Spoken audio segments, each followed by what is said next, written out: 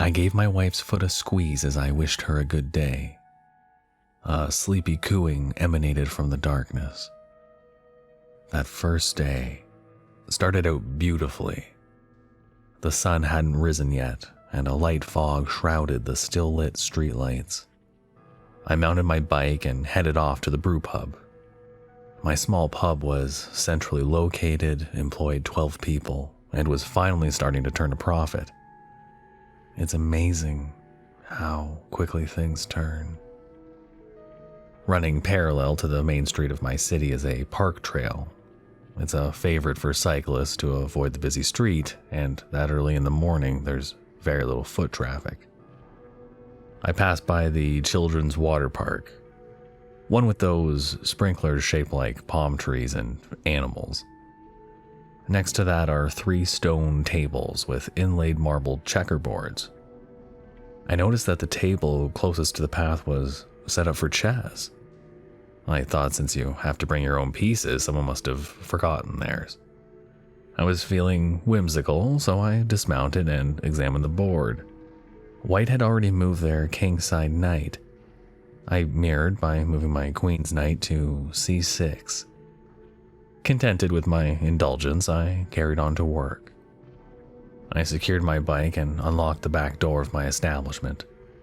Parked off to the side in the parking lot was a police cruiser. I gave whoever was in it a wave. I assumed it was Officer McCormick, the downtown community officer. He was a friendly guy and the liaison for the Downtown Business Association. It was useful to have a healthy working relationship with him. Some of our patrons could get rowdy later on at night. On my way home from yet another successful day, I inspected the game I had started that morning, only to find it as I'd left it.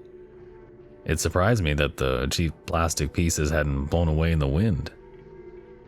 For the rest of the week, each morning my unseen opponent would make another move.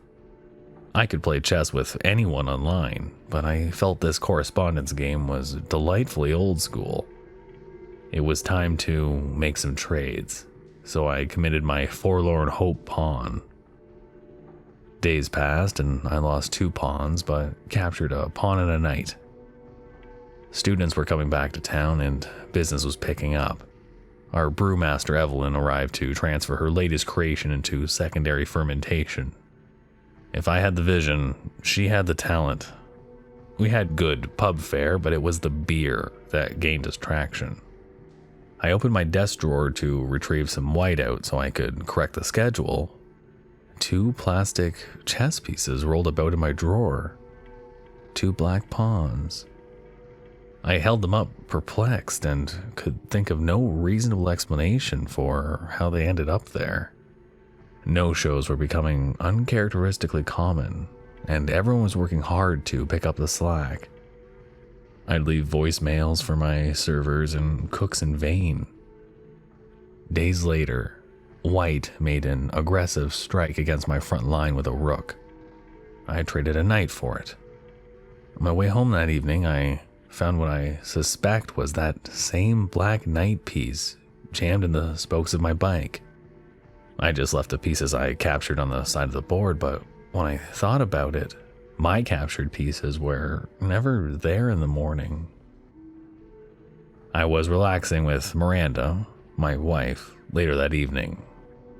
The news reported that a brazen daytime assault had taken place downtown, leaving Officer Michael McCormick with fatal injuries. He had been stabbed in the neck from behind while on patrol and died on scene. The police had no suspects. I'd been living a pretty sheltered life for the past little while. Officer Michael McCormick's death came as a blow. I proposed we take a trip up to the cottage on Sunday, just to get away. I rarely took a day off. There's no time when you have a small business. That also meant that it was the first day in weeks I hadn't played chess with my mysterious partner. When I went through the park on Monday, I was missing my kingside bishop. White had a pawn out of position, and I assume it had taken my bishop. It was a absurd. If I missed a day, White would make a foolish move for me. In frustration, I wiped the board clean, took all the pieces to work with me, and tossed them into our dumpster. I'm not super religious or anything. Miranda and I go to church on Christmas Eve, leave a large offering, and that's about it. My mom called me that night to tell me that Father Dave, our family's priest, had passed away. It seems he tripped and fell down the altar. The 2-step fall onto red velvet carpet proved too much for the old man. I just wanted to fast forward to tomorrow, so I turned in early. I was settling in when I felt a foreign object under my pillow. It was the black bishop. I tried to rationalize. Surely the piece caught in my sleeve when I threw the rest out. I knew it was astronomically unlikely. The next day, the pieces were back, almost exactly as they had been. The exception was my dishonorable foe had run one of my rooks recklessly out of cover and subsequently captured it. It was midday when I received a call from Evelyn's spouse. She hadn't shown up to work because she was involved in a hit and run that morning. Evelyn was dead. I closed the pub so staff could grieve properly. I grieved by cleaning Evelyn's equipment. It may not have been healthy to pretend like I was helping her or like it was just a regular day. I just wanted to feel close to her, and she loved that space she'd created. I was cleaning out one of the mash tuns when I glimpsed a flash of black as it fell into the bucket. I fished around in the bucket and retrieved a black rook. I swore and threw the piece against the wall. The pretense was over. It was too big a coincidence. Someone was stalking me and leaving these damn chess pieces as macabre trophies of people in my life. I hadn't made a move that day, but I stormed back to the park. If this sick bastard wanted to play, we would play. It took days, but we were entering endgame. Taking no casualties added to the difficulty of finishing this. Perhaps that's why I made a mistake. White forked my king and queen. I can't risk Miranda. I'm forced to resign. My Glock and I will wait here all night.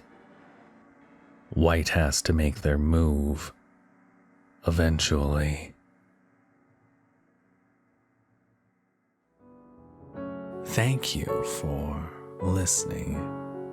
You can probably handle another horror story, right?